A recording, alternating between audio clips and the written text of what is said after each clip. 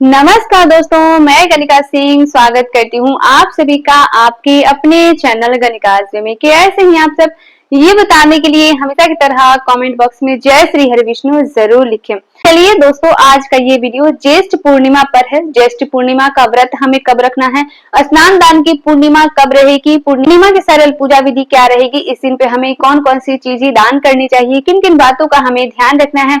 तो वीडियो बहुत ही महत्वपूर्ण होने वाला है, इसीलिए वीडियो को अंत तक जरूर देखें। और अगर आप सभी के लिए वीडियो हेल्पफुल होता है तो प्लीज एक लाइक जरूर कर दें और इसके साथ ही मेरे चैनल को सब्सक्राइब करके बेल आइकन को प्रेस कर दें ताकि मेरी आने वाली वीडियो की सभी नए नोटिफिकेशन आप सभी के पास सबसे पहले पहुंचे। तो चलिए हम वीडियो को शुरू करते हैं। तो सबसे पहले तो मैं आपको बता दूं कि ज्येष्ठ का महीना बहुत ही विशेष होता है और इसी तरीके से ज्येष्ठ पूर्णिमा का भी अपना ही महत्व होता है। पूर्णिमा का दिन जो है वो बहुत ही विशेष बताई जाती है। किसी भी दान के लिए कोई पूर्णिमा के दिन अगर हम कुछ भी दान करते हैं तो उसका 2 गुना 3 गुना ज्यादा हमें प्राप्त होता है।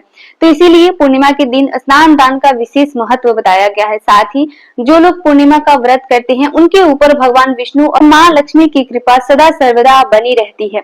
तो इसीलिए पूर्णिमा का व्रत बहुत ही विशेष है। और ज्येष्ठ का महीना चल रहा है तो इसे हम ज्येष्ठ पूर्णिमा या वट पूर्णिमा के नाम से भी जानते हैं। इस दिन पे सुहागिन महिलाएं अपने पति की दीर्घ आयु के लिए व्रत रखती हैं ज्येष्ठ पूर्णिमा के दिन, जो कि वट सावित्री का व्रत कुछ दिन पहले ही बीता है। जो लोग भी अमावस्या के दिन नहीं किए होंगे वो ज्येष्ठ पूर्णिमा के दिन वट सावित्री का व्रत कर सकते हैं। अपने पति की दीर्घ आयु के लिए, सुख समृद्धि के लिए यह व्रत रखा जाता है। तो इसीलिए यह व्रत जो है वो इतना विशेष बताया गया है। चलिए सबसे पहले हम जान लेते हैं कि पूर्णिमा का व्रत हमें कब रखना है।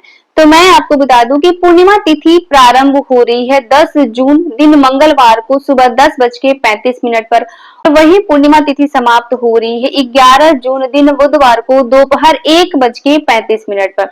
तो इसीलिए जो लोग भी पूर्णिमा का व्रत करेंगे वो किस दिन व्रत रखेंगे, 10 जून दिन मंगलवार को पूर्णिमा का व्रत रखा जाएगा और 11 जून दिन बुधवार को स्नान दान की पूर्णिमा मनाई जाएगी।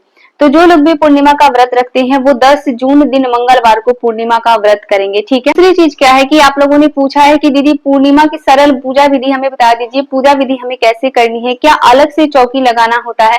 देखिए मैं आपको बता दूं कि अगर हम चाहें तो अलग से चौकी लगाकर भी पूर्णिमा की पूजा विधि हम कर सकते हैं, पूजा पाठ अपना जो है वो भी कर सकते हैं।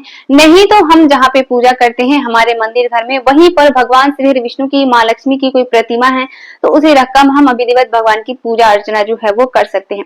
पूर्णिमा के दिन सबसे पहले तो सूर्य उदय से पूर्व उठ के स्नान आदि करके अपने घर को अच्छे से साफ और स्वच्छ हमें कर लेना है। थोड़े थोड़े से गंगा जल का छिड़काव हमें इस दिन पे जरूर कर देना है। इसके पश्चात हमें भगवान सूर्य देव को 1 लोटा जल चढ़ाते हुए भगवान श्री विष्णु की और माँ लक्ष्मी की विधिवत पूजा अर्चना कर लेनी है। ठीक है। भगवान विष्णु की जितने भी प्रिय वस्तु हैं वो सभी हमें इस दिन पे चढ़ा देने हैं। ठीक है। पीले रंग का वस्त्र अगर मिल जाता है तो वो हमें भगवान को जरूर चढ़ाना चाहिए और माँ लक्ष्मी को इस दिन पे सफेद रंग के वस्त्र हमें जरूर चढ़ाना चाहिए। इसके साथ ही हो सके तो हमें भी पीले या सफेद रंग के वस्त्र ही धारण करके भगवान की पूजा अर्चना करनी चाहिए इस दिन पे। ठीक है। जो भी फल प्राप्त हो, जो भी फल हमें मिल जाता है वही इस दिन पे हमें चढ़ा देना है। विशेषकर पूर्णिमा के दिन पे खीर बनाई जाती है तो इस दिन पे हमें खीर बनाकर माँ लक्ष्मी को जरूर चढ़ाना चाहिए।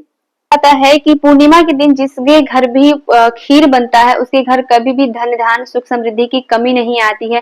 पूर्णिमा के दिन पे इस दिन हमें कोशिश जरूर करनी चाहिए कि हमें अपने घर में खीर जरूर बनाने चाहिए। तो इस दिन पे खीर बनाकर हम माँ लक्ष्मी को भोग हमें जरूर लगाने चाहिए। ठीक है। चाहे तो हम चावल का खीर बना ले, मखाने का बना ले, साबुदाने का बना ले, कुछ का भी, लेकिन खीर इस दिन पे हमें जरूर बनाना चाहिए और साथ ही माँ लक्ष्मी को भोग भी हमें जरूर लगाना चाहिए। पूर्णिमा का व्रत जो है वो कुछ लोग जो है वो जल फल पे पूर्णिमा का व्रत रखते हैं। कुछ लोग जो है वो चंद्र को अर्घ देने के बाद व्रत का पारण कर लेते हैं। कुछ लोग जो है वो अगले दिन पारण करते हैं। ठीक है। निर्जला ये व्रत नहीं है, निर्जला हम नहीं करते हैं। ठीक है। अगर अपनी मान्यता हो, कुछ मानसिक हो तो कर सकते हैं, अन्यथा ये जल फल पे व्रत जो है वो किया जाता है। रात्रि में चंद्र उदय के बाद, संध्या के समय चंद्र उदय के बाद चंद्र को हम अर्घ देते हैं। चंद्र देव की विधिवत हमें पूजा अर्चना करनी होती है। भगवान चंद्र देव को हम अर्घ देते हैं। इसके पश्चात जो है हम अपने व्रत का पारण करते हैं। अपनी इच्छा के अनुसार जो है वो हम पूर्णिमा का व्रत रख सकते हैं। अच्छे से प्रेम भाव से हमें किसी भी व्रत को धारण करना चाहिए। सच्चे ऐसा नहीं होना चाहिए कि हमने व्रत रखा है और कहीं इधर जाके किसी की चुगली कर रहे हैं, उधर किसी की शिकायत कर रहे हैं, ऐसा नहीं होना चाहिए। जिस दिन भी हम व्रत रखते हैं उस दिन पे हमें किसी की निंदा शिकायत नहीं करनी चाहिए। वैसे भी नहीं करनी चाहिए, ये बहुत बुरी बात होती है, लेकिन फिर भी जिस दिन पे हम व्रत रखते हैं उस दिन पे सच्चे हृदय से, सच्चे मन भाव से हमें भगवान की पूजा अर्चना करनी चाहिए। पूरे दिन हमें भगवान के मंत्रों का जाप करते रहना चाहिए, ठीक है। क्योंकि अगर पूर्णिमा के दिन पे गैया मिल जाती है तो हमें जरूर कुछ ना कुछ खिला देना चाहिए। इससे जो है वो हमारे व्रत का पूर्ण फल हमें प्राप्त होता है। तो इसीलिए पूर्णिमा के दिन हमें कुछ न कुछ गौ माता को भी जरूर खिलानी चाहिए, ठीक है। चलिए अब हम जान लेते हैं कि चंद्र उदय का समय क्या रहेगा। मैं आपको बता दूं कि 10 जून दिन मंगलवार को चंद्र उदय का समय रहेगा 6:45। ये जो समय है वो चंद्र उदय का रहेगा। इसी समय पे जब चंद्र उदय होते हैं उसी समय पे हमें चंद्र को अर्घ देना होता है। उस समय पे अगर हम चंद्र को अर्घ देते हैं तो ये और भी अच्छा माना जाता है। तो जब चंद्र उदय होते हैं उसी समय पे हमें चंद्र को अर्घ देना चाहिए। इस चीज का भी हमें ख्याल रखना चाहिए, ठीक है। तो स्नान दान की पूर्णिमा मनाई जाएगी 11 जून दिन बुधवार को। और स्नान दान का शुभ मुहूर्त रहेगा प्रातः काल 4:02 से प्रातः काल 4:42 तक। ये जो समय है वो स्नान दान के लिए शुभ मुहूर्त है। वैसे तो हम कभी भी कर सकते हैं, 1-1:30 बजे तक जो है वो पूर्णिमा तिथि रहेगी, लेकिन ये जो समय है ये शुभ मुहूर्त है। तो इसी समय पे अगर हम स्नान दान करते हैं तो ये हमारे लिए और भी अच्छा होगा। चलिए अब कुछ बात हम ऐसी जान लेते हैं जो इस दिन पे हमें ध्यान रखना है। तो सबसे पहली बात तो पूर्णिमा के दिन हमें दान जरूर करना है। जैसे मैंने पहले ही बताया कि और दिनों के दान से अत्यधिक फल हमें प्राप्त होता है पूर्णिमा के दिन। पूर्णिमा का दिन जो है वो दान के लिए ही विशेष बताया गया है। तो इस दिन पे हमें दान जरूर करना है। जो हमसे बन पाता है वही हम दान कर सकते हैं। जैसा कि मैंने बताया ज्येष्ठ का महीना चल रहा है तो पानी दान करना बहुत ही विशेष माना जाता है। तो हम पानी दान कर सकते हैं या अपनी सामर्थ्य के अनुसार हम कुछ भी दान इस दिन पे हमें जरूर करना है, ठीक है। वट पूर्णिमा है तो इस दिन पे हम सुहाग की सामग्री भी दान कर सकते हैं अपने पति की सुख समृद्धि दीर्घ आयु के लिए, ठीक है। तो इस दिन पे हमें सुहाग की सामग्री भी जरूर दान करनी है। इस चीज का भी हमें ख्याल रखना है, ठीक है। दूसरी चीज क्या है कि जो लोग भी वट सावित्री के दिन, अमावस्या के दिन वट वृक्ष का पूजा नहीं किए हैं, वट सावित्री व्रत नहीं रखे हैं, वो लोग जो है वो इस दिन पे वट पूर्णिमा के दिन पे व्रत रख सकते हैं। उनको कब रखना है, चाहे तो मंगलवार के दिन भी रख सकते हैं, चाहे तो बुधवार के दिन भी रख सकते हैं। दोनों ही दिन अपने आप में सर्वश्रेष्ठ है, तो दोनों ही दिन रख सकते हैं, ठीक है। तो इस दिन पे वो वट वृक्ष की पूजा पाठ कर सकते हैं। अपनी विधिवत पूजा पाठ हमें कर लेनी है। जो लोग भी नहीं कर पाए हैं मैं उनके लिए बता रही हूँ। जो लोग मेरी माताएं बहनें कर ली हैं तब तो बहुत अच्छी बात है, ठीक है। चलिए मैं आपको बता दूं कि ध्यान हमें क्या रखना है। तो 2-3 बातों का हमें ध्यान रखना। जैसा कि सबसे पहले तो पूर्णिमा का व्रत हमें किस दिन रखना है, 10 जून दिन मंगलवार को। और मंगलवार के दिन पीपल वृक्ष की पूजा नहीं होती है, जो कि पूर्णिमा के दिन पीपल वृक्ष की पूजा की जाती है।